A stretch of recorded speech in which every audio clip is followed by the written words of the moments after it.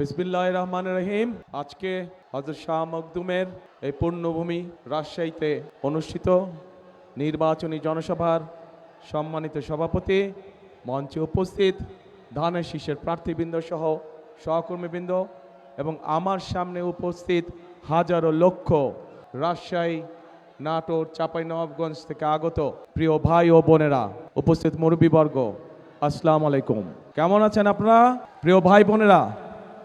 আজ এটি নির্বাচনী জনসভা, তাই তো? এখন যেহেতু এটা নির্বাচনী জনসভা, নির্বাচনী জনসভায় কি হয়ে থাকে? নির্বাচনী জনসভায় এক দল আরেক দল সম্পর্কে বিভিন্ন কথা বলে থাকে। তবে আজকের এই নির্বাচনী সভাটা আমরা ভিন্নভাবে করতে চাই, ভিন্ন কথা বলতে চাই। কি সেই কথা? আপনাদের কথা আমি বলতে চাই, জনগণের কথা আমি বলতে চাই, এলাকার মানুষের কথা আমি বলতে চাই।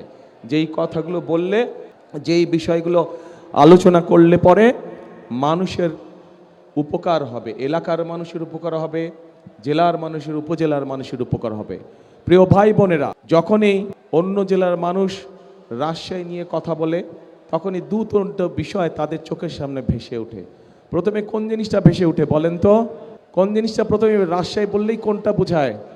পদ্মা নদী, পদ্মা নদী, পদ্মা। তো এখন কিন্তু দুঃখজনক ব্যাপার হচ্ছে, এই যে পদ্মাই বলেন, তিস্তাই বলেন, ব্রহ্মপুত্রই বলেন, যেই নদী বলেন, পানি আছে কোনো? এরপরে আসেন, রাজশাহী বললে কি বোঝায়? শিক্ষানগরী, তাই তো? শিক্ষানগরী বোঝায়। এই নগরীতে বহু শিক্ষিত, উচ্চ শিক্ষিত মানুষ আছেন, কিন্তু তাদের মধ্যে বহু মানুষ আজকে কর্মসংস্থানের অভাবে ঘরে বসে আছেন। ঠিক ঠিক। এখানে আইটি পার্ক করেছে, কিন্তু কোনো কাজ হয় না। আইটি পার্কে হয় কোনো কাজ? কোনো কাজ হয় না। এই বিষয়গুলো তো আমাদেরকে নজর দিতে হবে, তাই না? আমাদের নদীতে পানি দরকার। কেন পানি দরকার? এই যে বরেন্দ্র প্রকল্প, যেটা শহীদ রাষ্ট্রপতি জিয়াউর রহমান চালু করেছিলেন, এই বরেন্দ্র প্রকল্প চালু করার পরেই শহীদ রাষ্ট্রপতি জিয়াউর রহমানের সময় দেশ খাদ্যে দ্বিগুণ উৎপাদন করে, দ্বিগুণ খাদ্য উৎপাদন করে। এখন সেই বরেন্দ্র প্রকল্প প্রায় আজ বন্ধ বন্ধ অবস্থা, তাই তো নাকি?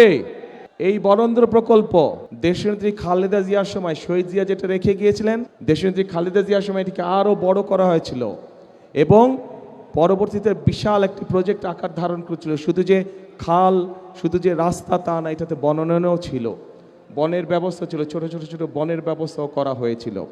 কিন্তু বিগত 16 বছর আমরা দেখেছি যে এটাতে কোনো কাজ নেই। স্বায়ত্তশাসিত প্রতিষ্ঠানের মধ্যে বরেন্দ্র প্রকল্প সবচেয়ে বড় প্রকল্প ছিল, যাদের নিজস্ব বাজেট ছিল প্রায় 1000 কোটি টাকা। যদি আপনাদের সমর্থন থাকে, আরেকটি কাজ করতে চাই, ধানের শীষ সরকার গঠন করলে ইনশাল্লাহ আমরা পদ্মা ব্যারেজ নির্মাণের কাজে হাত দিতে চাই। পদ্মা ব্যারেজ যদি ইনশাল্লাহ আমরা তৈরি করতে পারি, এলাকার মানুষের, পুরাই এলাকার মানুষের উপকার হবে। রাজশাহী শহর, নাটোর, চাঁপাইনবাবগঞ্জ সবাই ইনশাল্লাহ আমরা পদ্মা ব্যারাজের কাজে হাত দিব। এখন আসেন প্রিয় ভাই বোনেরা, এইগুলো হচ্ছে কতগুলো হচ্ছে পুরনো পরিকল্পনা, যেগুলোকে আমরা নতুন করে চালু করব। শহীদ জিয়া সেই খাল খনন কর্মসূচি, সাথে আমরা পদ্মা ব্যারাজের কাজে ইনশাল্লাহ হাত দেব যত দ্রুত সম্ভব। কিন্তু তার জন্য আপনাদের সহ এই পুরো অঞ্চলের, উত্তরাঞ্চলের প্রত্যেকটি মানুষকে ধানের শীষকে জয়যুক্ত করতে হবে। কারণ এই বরেন্দ্রর প্রকল্পের সুবিধা রাজশাহী থেকে শুরু করে সেই ঠাকুরগাঁ, পঞ্চগড় পর্যন্ত কৃষকরা সুবিধা পেয়ে থাকে, পায় না? প্রিয় ভাই বোনেরা, এবার আসেন আরেকটি কথা বলি। ওই যে বললাম, রাজশাহীর কথা বললেই একটি কথা মনে আসে, শিক্ষানগরী। কিন্তু মানুষ শিক্ষিত আছে, উচ্চশিক্ষিত মানুষ আছে, আইটি পার্ক আছে, কিন্তু কোনো কাজ নাই। আমরা এই আইটি পার্ককে সচল করতে চাই। আইটি পার্ককে সচল করার মাধ্যমে শিক্ষিত এবং উচ্চশিক্ষিত যে মানুষগুলো আছে, বিশেষ করে যারা আইটিতে কাজ করেন, তাদের আইটি সংক্রান্ত যেই কাজগুলো তাদের দরকার, এই মুহূর্তে আইটি সংক্রান্ত কাজ বলতে আমাদের যে মোবাইল ফোন কোম্পানিগুলো আছে, যেই কয়েকটা, শুধু ওই কয়টাতেই কাজ করা যায়। এর বাইরেও বহুত কাজ আছে যারা আইটিতে, আমাদের অনেক তরুণ আছে, অনেক যুবক আছে যারা এই কাজে পারদর্শী, কিন্তু তাদের কর্মসংস্থানের উপায় নাই। আমরা সেই উপায়টি তৈরি করতে চাই, আইটি পার্কের মধ্যে সেই উপায়টিকে তৈরি করতে চাই। একই সাথে আমরা এই বিভাগে ভোকেশনাল ইনস্টিটিউট তৈরি করতে চাই, যেই ভোকেশনাল ইনস্টিটিউট তৈরি করার মাধ্যমে আমরা আমাদের ছেলেদেরকে, আমরা আমাদের মায়েদের বোনদেরকে ট্রেনিং দেব, এবং সেই বিভিন্ন ট্রেনিং দেওয়ার মাধ্যমে তাদেরকে আমরা দক্ষ শ্রমিক হিসাবে গড়ে তুলতে চাই, যাতে করে তারা দেশের ভিতরে নিজেদের ব্যবসা বাণিজ্য করতে পারে, অথবা সেই ট্রেনিং পাওয়ার পরে তারা বিদেশেও কর্মসংস্থানের ব্যবস্থা করতে পারে। প্রিয় ভাই বোনেরা, আমার সামনে এখানে কয়েক হাজার মা বোন উপস্থিত আছেন। আপনারা দেখেছেন যে দেশনেত্রী খালেদা জিয়া যখন রাষ্ট্র পরিচালনার দায়িত্বে ছিলেন, তখন উনি একটি পলিসি গ্রহণ করেছিলেন যে আমাদের নারীদেরকে, মেয়েদেরকে শিক্ষিত করতে হবে, এবং সেই জন্যই ক্লাস 1 থেকে ক্লাস 12 পর্যন্ত মেয়েদের শিক্ষা ব্যবস্থা ফ্রি করে দেওয়া হয়েছিল, যার ফলে বাংলাদেশে এখন মেয়েদের শিক্ষিতের হার যে কোনো সমাজে অনেক বেশি। কিন্তু শুধু শিক্ষা দিলেই চলবে না, শিক্ষার সাথে সাথে তাদেরকে স্বাবলম্বী করে তুলতে হবে, অর্থনৈতিকভাবে স্বাবলম্বী করে গড়ে তুলতে হবে। এবং সেই জন্যই আমরা প্রত্যেকটি মায়ের হাতে, প্রত্যেকটি গ্রামে শহরে প্রত্যেকটি মায়ের হাতে আমরা ফ্যামিলি কার্ড পৌঁছে দিতে চাই। এই ফ্যামিলি কার্ড দল মত নির্বিশেষে প্রত্যেকটি মা এই ফ্যামিলি কার্ড পাবে, এবং ফ্যামিলি কার্ডের মাধ্যমে তারা সরকারের পক্ষ থেকে মিনিমাম কিছু সুযোগ সুবিধা পাবে, যাতে করে মাসে তাদের সংসারের ধাক্কাটা সামলে উঠতে পারে। তারা সংসারের চালানোর যে ধাক্কা, সেই ধাক্কাটি মা বোনরা যাতে সামলে উঠতে পারে। প্রিয় ভাই বোনেরা, আমরা এই এলাকায় বহু মানুষ এখান থেকে আপনাদের সামনে দিয়ে অন্য দেশে চলে যায় চিকিৎসার জন্য, যায় না? এখান থেকে বছরে বহু মানুষ এইখান থেকে পার হয়ে চিকিৎসার জন্য যায়। এটা দেশের বৈদেশিক মুদ্রা তারা নিয়ে যাচ্ছে। আমরা এই অবস্থার পরিবর্তন করতে চাই, এবং এই অবস্থার পরিবর্তন করার জন্য আমাদের পরিকল্পনার মধ্যে আছে যে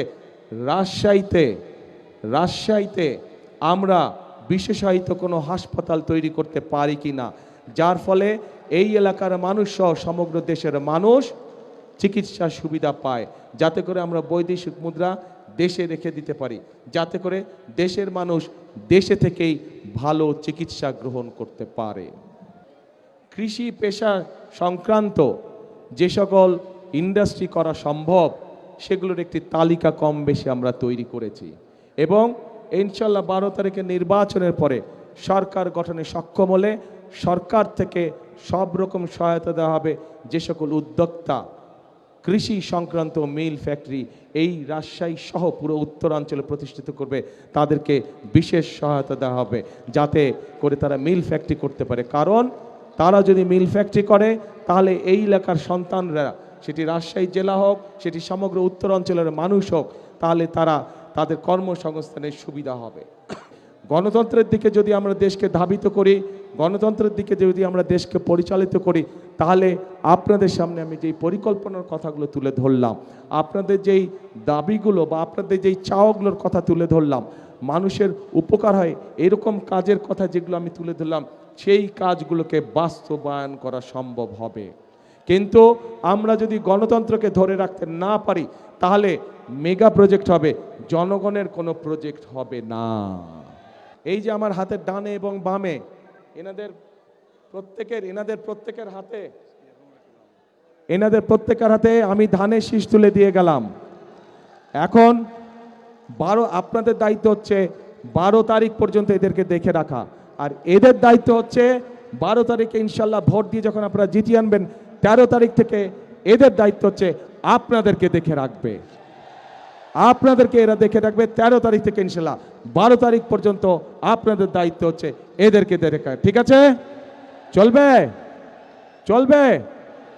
ইনশাল্লাহ। এরা হচ্ছে সব ধানের শীষের প্রার্থী।